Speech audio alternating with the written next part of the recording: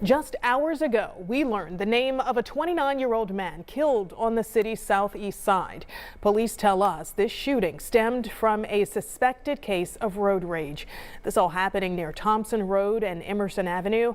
That's where investigators found Gavin Dessar lying in the street.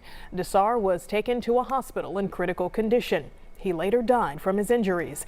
Witnesses tell police the driver of a white Chevy pickup truck fired at Dessar's black Honda just after 8 p.m. Police say situations like this are avoidable. If someone upsets you out here on the roadways, it's not worth it. Just let them go. Don't honk at them. Don't engage. Don't confront them. Just let them go. It's just not worth it. Another senseless, violent act from road rage. And right now, we know the driver who fired the gun stayed on the scene and is cooperating with the investigation. Police tell us that person has since been released.